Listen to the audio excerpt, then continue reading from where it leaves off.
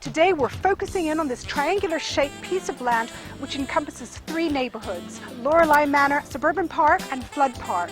When you hear the name Flood Park, you may be thinking that it has some references to flooding in the area, but it's actually after the name of James Flood, the silver tycoon, who owned this land and built his estate here. Here we are on Hedge Road. It's a circular-shaped road and it was believed to be used as a horse racetrack by James Flood on his estate in the late 1800s. The housing sprung up after World War II in subdivisions that were then sold to ex-military men and their families.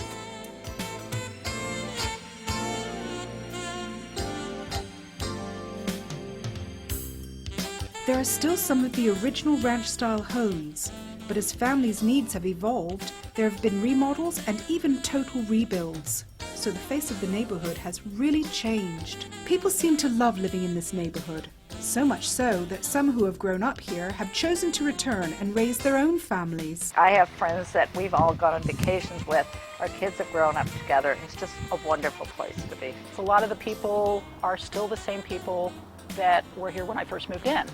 So we have longevity, but we also have new people coming in, people with families, and so it's a mix, and it just kind of is a nice blend of people. Instead of choosing to move to a bigger home, like many others, Elena's remodeling to make her house work for her growing family. We did need more space, so that's why we're going into a major remodel to add the space that we need that we were looking for. When I first moved on the street, no 2-story houses. So what makes this neighborhood so special? The most important thing to us is this is such a family neighborhood. We have 3 kids. One attends Laurel, one attends Ensign, we have one at MA. And most of the neighborhood kids are friends of theirs at school, and it's just a great family neighborhood. Our kids can actually play outside in the street.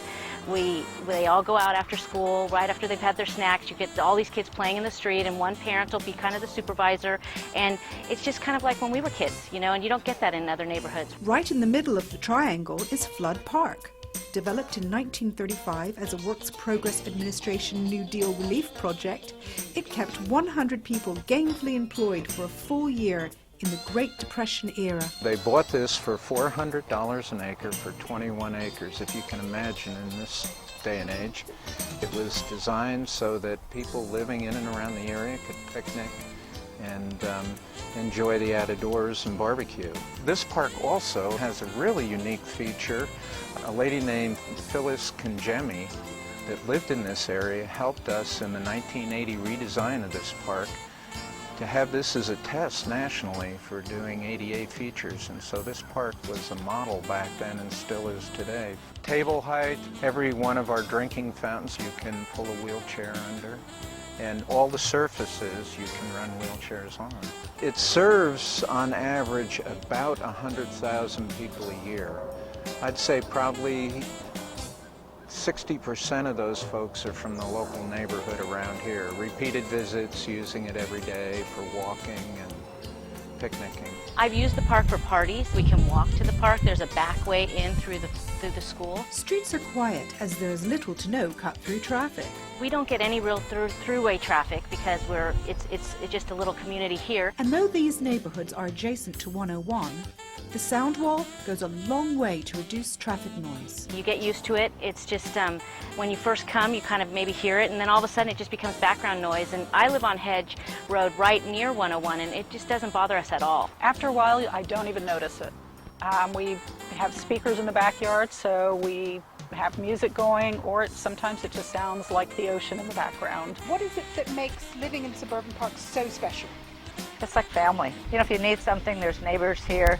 The kids next door have been absolutely incredible. These kids, you know, if they see somebody pull up, they'll say, "Oh, does Bonnie know you're here?" Wonderful. The Suburban Park Homeowners Association is the oldest homeowners association that's continuously running in the state of California. We have 248 homes. We have a directory of the community. It also gives who's willing to do pet sitting, who's willing to do babysitting, and you just have to kind of look through it. So you have a way of knowing which neighbors you can connect with. It tells what people do for a living, so if you want to support their business, you can do that. Every year we have a neighborhood garage sale. Then neighbors walk around and they talk to each other, and it's another social event. It's just another way for us to connect. We do Christmas caroling at Christmas time in the neighborhood. We do Santa visits on Christmas Eve. In July we have a bike fair. All the kids decorate their bikes and get, it all dressed up, and all the kids look forward to it. Easter, there's an Easter egg hunt. Halloween, there's a parade with the costumes, and our kids have just grown up, and it's kind of nice to just have these traditions.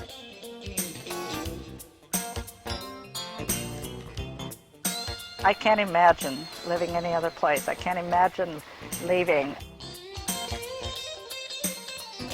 We've lived here for 9 years and plan to stay here as long as we can. We love it here.